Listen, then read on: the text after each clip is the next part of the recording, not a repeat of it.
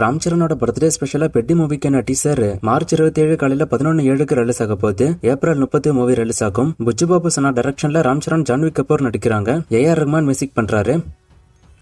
எர்டின் மூவிக்கான first single இப்ப release ஆயிருக்கு. Movie சம்மர்ல ரிலீஸ் ஆகும்.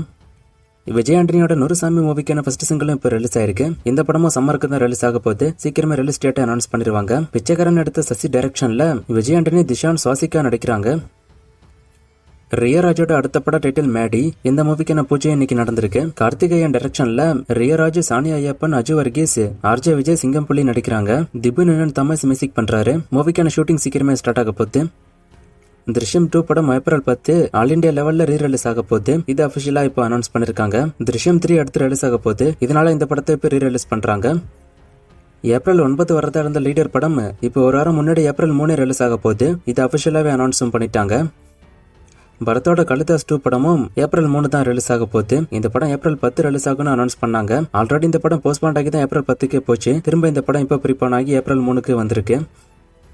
துரந்தர் 2 படம் இப்போ வரைக்கும் ட்ராக் ரிப்போர்ட் படி 863 கோடி கிட்ட வசூல் பண்ணதான் நியூஸ் வந்திருக்கு. மோஸ்ட்லி இந்த படம் இந்த வாரமே 1000 கோடி வசூல ரீச் பண்ணிரும். 2000 கோடி வசூல் பண்ணும் அப்படின்னு நிறைய பேர் எதிர்பார்க்கறாங்க. வசூல் பண்ணுதாங்கிறத வெயிட் பண்ணி பார்க்கலாம்.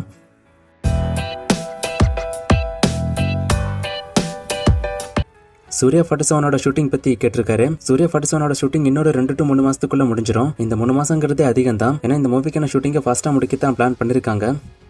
எல்லைக்கோட ட்ரெய்லர் பத்தி கேட்டிருக்காரு. இந்த படத்துக்கான ரிலீஸ் என்ன கன்ஃபார்மா தெரியல. சோ அதை ஃபர்ஸ்ட் அவங்க முடிவு பண்ணிட்டு தான் ட்ரெய்லர் அப்டேட் வரும். படம் இப்ப போஸ்ட்பாண்ட் ஆக போறதா வேற நியூஸ் வந்துகிட்டு இருக்கு. நான் ஆல்ரெடி இதை பத்தி பேசியிருக்கேன்.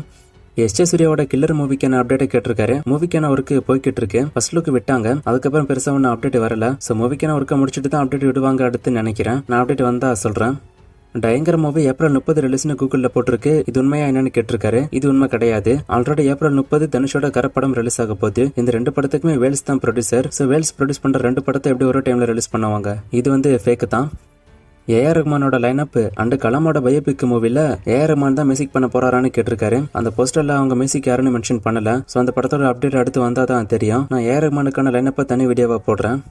சலார் 2க்கான ஷூட்டிங் முடிஞ்சதும் KGF 3க்கான ஷூட்டிங் ஸ்டார்ட் ஆகுமா அப்படின்னு கேட்டிருக்காரு. இப்போதைக்கு அப்படிதான் எதிர்பார்க்கப்படுது. ஆனா அது கன்ஃபார்மா ஸ்டார்ட் ஆகுமாங்கிறத வெயிட் பண்ணி தான் பார்க்கணும். ஏன்னா பிரசாந்த் நீலோட லைனப் அடுத்தடுத்து அனௌன்ஸ் பண்ணும்போது தான் தெரியும்.